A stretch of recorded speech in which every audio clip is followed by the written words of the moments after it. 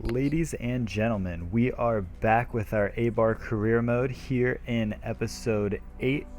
Coming into March and April, we have a pretty difficult schedule ahead of us.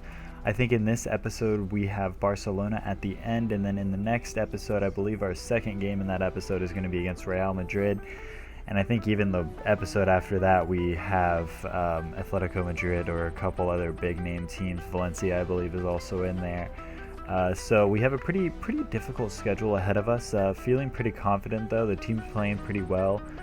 Training's going pretty well. Iheanacho kind of struggled obviously in this training session, but overall he's been doing well and progressing pretty quickly. I do start a little bit of a lesser team in this game against Palmas. Obviously, a lesser ranked team, not too worried about it. I was kind of okay with setting a little bit of a weaker lineup so I'd have a stronger team to put up against Sevilla in the next game.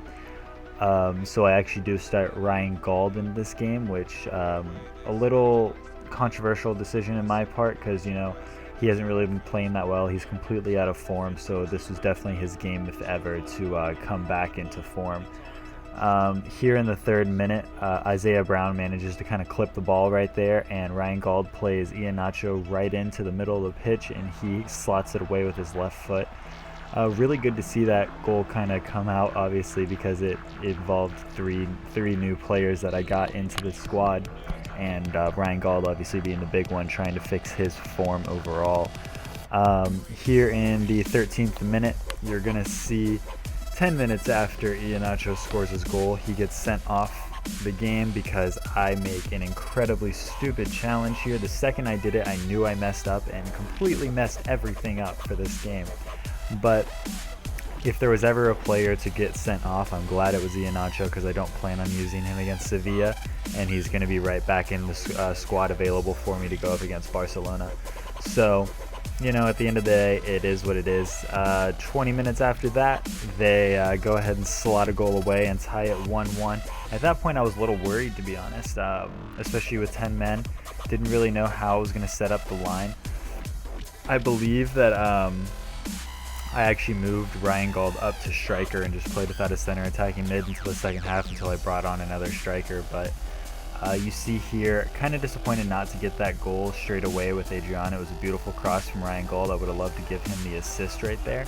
But I do go ahead and give Adrian Gonzalez the penalty spot. So he slots that away and gets his goal and puts us 2-1 up going into halftime. Like I was saying, with how difficult our schedule is coming up, I am a little worried fitness-wise because a lot of these games are really bad timing, actually, and there are a lot of games are close together. Like I have Sevilla, I believe, in 3 days after this game, and then Barcelona 4 days after that. So a lot of games going down, a lot of pressure on me to keep my spot in the top 8 and hopefully push for that top 6, if not top 4. It's definitely still possible. Real Madrid are definitely playing better now this half of the season than they were in the previous half of the season, but I'm not too worried about it. I think I can still pull out good results against all these teams and move my way up the table with Real Madrid. And hopefully push for that Champions League spot. But, I'd totally be fine with the top 8 placing regardless. My objective for the season was only to survive the league and not get relegated. So, already we're doing fantastic in the league, and it's good to see.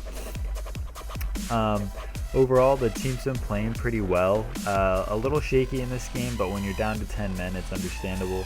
Like I said, I was playing without a center attacking mid, so I think I kind of picked the best position to go ahead and take out of the team, that it really didn't affect me too much. It honestly didn't even really feel like I was playing with 10 men a lot of the time.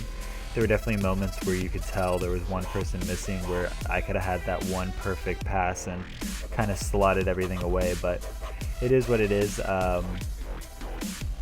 A lot of chances I could have had to take a bigger lead in this game, and I kind of wish I would have taken, because I definitely want to try to get that goal difference up, because if it comes down to it, the teams around me, a lot of them have pretty good goal differences. Obviously, with Real Madrid playing the way they are right now, they're still scoring goals, they're just also conceding. So Their goal difference is actually better than ours, I believe, at this point. So definitely want to try to get that up. Obviously, trying to compete with the Galacticos, it's kind of hard to justify getting a higher goal difference than them, but it's definitely something to shoot for. And this game is actually going to come to a close at 2-1. Like I said, kind of wish I would have scored more goals, but at the end of the day, it is what it is. Just glad I didn't lose it, especially after conceding a red card. A little bit later on in this episode, when we do get to the Barcelona game, I don't know, I really didn't look it over that much, but there is going to be a little bit of a quality difference in the second half of the Barcelona game because my video did corrupt, but I was able to recover it in the PlayStation Share Play option, so I was able to recapture the gameplay after I played it. Overall, like I said, pretty good games. Hoping that I can bring up some of these players a little bit faster. You see, I have training. I'm trying to test this theory that I have with training, that if you do training right after a game, I think it actually hurts your players that played in the game. I noticed it a couple times with my goalkeeper, like the day after a game, if I went into training, he would get like a D or an F in training, but if I waited a couple days, then he would get about a B or an A even at some times. So just kind of something I'm playing around with. I don't know if it's actually true, whether or not that is actually a thing, but it seems to be working out pretty well for me. I mean, I think it's all up to chance regardless, to be honest, if you're not actually going out and playing some of the practice squads. And I think I will probably start doing that a little bit. I've kind of got away from doing it because as of right now, I kind of think that training's a little overpowered and it ranks your players up too quickly. And if I start doing the skill games, I will be getting better ratings regardless with those players. And I'm going to actually rank them up even faster, which obviously I would love to do for this series. A little side note here, in the first or second minute of the game, straight through the middle of the pitch again, we get an early goal. I don't know if this is post-patch, but I've been able to do it a lot recently, and it kind of feels like the defenders are just a little too static. Kind of a problem that was pretty prominent in FIFA 15. You could kind of just run down the middle of the pitch and get an early goal. So here in the 33rd minute, I go ahead and get tackled. That was a pretty rough tackle, to be honest, and I was pretty confident here coming up with this free kick, but after I took this, in all honesty, my free kicks are so off right now, I can't hit a single one. And I played around with it a little bit, trying to think what the perfect angle was, and then I ended up putting too much power into it anyways and launching it over into the crowd. So still trying to kind of retweak my free kicks. A little disappointing that I'm not hitting them as often as I was before, but you know, it's the up and downs of real life football. You know, you're not going to hit a free kick every time. Even Willian misses a decent amount of free kicks. Here, this is one of the few games where I'm starting to truly realize the weakness in my defense. My defense does not cover headers well at all. So I may actually start training my defenders a little bit to deal with headers. And you see right after that, they run up the field again 5 minutes later and score another goal. And that just put me in a rut for the rest of the game. And this is just the first half.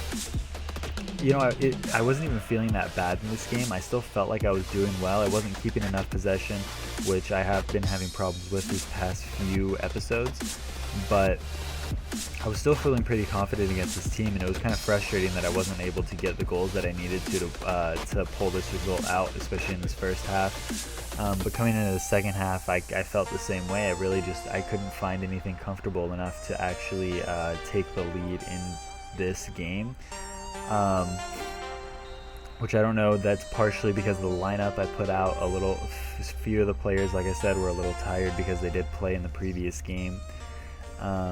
But getting back on what I was talking about earlier, my defenders, I probably will start training them in heading just because I'm losing so many headers. I just don't know how worth it is because some of the players are a little aged and they're not they're not going to progress as fast as I need them to. Really disappointed not to get that goal. If I was just ready and had my finger on L2, I would have been able to do a fancy shot and actually put that around the keeper, but beautiful setup goal, unlucky not to get the result or get the goal in that situation. Another breakaway, Isaiah Brown, still kind of trying to figure out if I like him or not. I mean, he's definitely going to stay in the squad. I don't plan on selling him in the next transfer window because he is a breath of fresh air for the squad. He has a little bit of that pace. He has a little bit of that creativity. His dribbling's a little weak, and his finishing, obviously, as you saw, not very strong. But he's definitely somebody that I want to keep in the squad.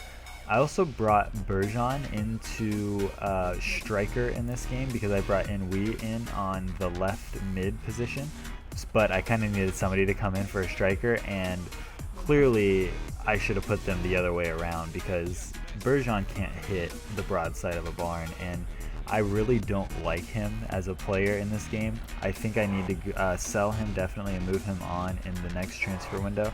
Try to bring in another left mid that'll have a little bit more creativity and a little bit better finishing. Maybe somebody like in that Hrovic position where he can play left mid and also striker, as Hrovic can play right mid and striker. It's definitely a nice option that I want to have, and it's definitely the type of wingers that I look for. I always try to find players that I can play in multiple positions because the more versatility you have, the better off you're going to be in my squad. So a little disappointed, obviously, in this game, like I said, to lose this 2-1, especially going into Barcelona. Confidence a little bit shook. The morale of the players is definitely going to be down. Obviously not the biggest thing in the world in this game. Obviously form means everything. So my players really weren't completely out of form except for Pantic. Had to go ahead and take him out and play Dos Santos. Playing a weaker defense against Barcelona is never a good idea, but playing somebody out of form is an even worse idea in this game. So if you have your options, always pick your backup over your out of form player. Out of form player is never going to perform well, especially against the bigger names in the league. So coming into Barcelona, obviously this is the home match. We did win in the away match, so looking for another good result at home. Coming into this game, they play a little bit stronger of a lineup than they did last time that we played. I believe both Neymar and Suarez are both playing. Messi comes in later in the game. I believe Iniesta starts. Sergi Stamper starts. Bartra is starting in the defense with Vermaelen, I believe. So not too strong of a defense in comparison to their starting defense, obviously. But when it's Barcelona, you know you're playing a quality team every time. I do try to get a little breakaway early here to try to get an early goal and put myself in a good position, but ended up passing Kappa offside. So a little disappointed there not to get that early goal, but me passing out of the back in this FIFA is just, it's going so poorly for me, and I can't seem to actually get the ball away, and as you guys have seen, I've conceded way too many goals that way, so I definitely need to get back into the habit of just clearing the ball because I can't seem to pass the ball out without hitting the opposing player and giving them an open shot at goal. Arda Turan is also playing in this game. Definitely going to be exciting seeing him in real life La Liga, starting actually I guess this weekend. I believe he's going to be playing in the Copa del Rey, or actually I believe they may have already played by the time I get this episode up, but going to definitely be exciting seeing him play. Obviously with their transfer embargo up, they're allowed to bring in more players now. In FIFA wise, in this career mode, I believe their big transfer for the window was Jerome Boateng to strengthen that defense, which I believe he actually also comes in later on in this game.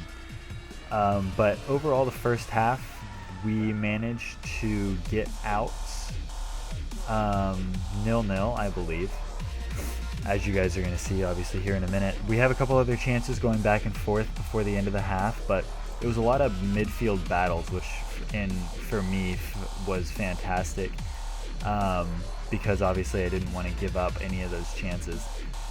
like I said, this is around the point where the gameplay, I had to obviously pull it from PlayStation, the share button or whatever. So some of this footage is going to be a little shaky. I didn't want to leave out the gameplay just because this is a good game and it is Barcelona, so I definitely didn't want to lose this footage altogether. So I am sorry for the lesser quality of gameplay I guess you guys are going to be seeing. Really disappointed not to get that goal right there. Like I said, heading really hasn't been my strong suit with this team, but when Bravo came out to try to get that ball, I had this perfect opportunity to get the ball, but it felt like they had like 4 players on the line at every time I took a corner, so the chance didn't end up falling for me. And like I said, at the end of the first half, we do go in 0-0. Puts me in a pretty positive light, in my opinion, for this second half. Makes me feel a little bit better, obviously. Coming against Barcelona and winning that last fixture, I was feeling confident, feeling good that I could go ahead and pull another result here. I definitely needed to, because going into this game, I was 3 points back behind Real Madrid. So definitely needed at least some sort of result. I definitely couldn't go lose all 3 points in this game if I was going to keep track with them and push for that top 6 placing. Like I said, Real Madrid coming up, that game's going to be huge, obviously. Going against Real Madrid in general is a big game, but to go up against them whenever they're so close in the table to us is definitely going to make it a very interesting game indeed. This goal scored by Suarez makes me, it's one of the few times that I actually have been really disappointed with the goalkeeping in this game. Obviously, it's a lot better than FIFA 15, don't get me wrong. Fantastic compared to FIFA 15. But in those situations, I just don't understand why my keeper stood and watched the ball go over his head instead of actually backing up. In the 60th minute, I did bring Iheanacho on for that corner. It was a little odd. He wasn't playing in the box. They put him out of the outside of the box, which whenever I took the corner, I was like, I don't really know how I feel about that. But he found himself in a really good position running into the box and running free and getting us a goal to tie the game 1-1. So really good to see, especially because I think he was considered out of form because of that red card that he got against Palmas. So good to get him back in the squad and good to get him his second goal in La Liga, especially against Barcelona. I'm sure, you know, that big moment for the squad, big moment for the player. Here in the 80th minute, we come back in. There's a couple more chances here and there between the two of us, but neither one of us can really get the shot truly on target. Barcelona really actually wasn't playing that well this game. Neymar, I guess, would be the standout if anything. You're going to see one more chance from Iheanacho. I just wasn't able to dribble around the player as much as I would like. And that's really more just the capability of a high-quality defender. I believe that was Boateng just reading what I was trying to do and not allowing me to get past him in the box. I was actually kind of fishing a little more for a free kick or a penalty right there more than anything, because I honestly didn't think that I would get past him regardless. The early crosses in this game, they're definitely not as strong as they were in the beginning of the game whenever I first started this season, where you could just double tap square and have basically an open shot at goal every time. The defending is a little bit better, so that's good to see, but definitely still my favorite way of crossing would be the double tapping square and just kind of putting it in front of your striker instead of putting it on his head or trying to direct it specifically to a certain spot. Here in the 90th minute, I get a couple corner opportunities, and Bravo, the top tier keeper he is, kind of just blocks me out, and I actually do come out of this game with a 1-1 draw, which, you know, going up against Barcelona, you take the results you can get. So at the end of the day, I was happy. So until the next episode, like I said, we will be playing Real Madrid again, but until then, I'll see you guys later. Don't forget to like, comment, and subscribe on the video if you did enjoy, and I'll see you guys later.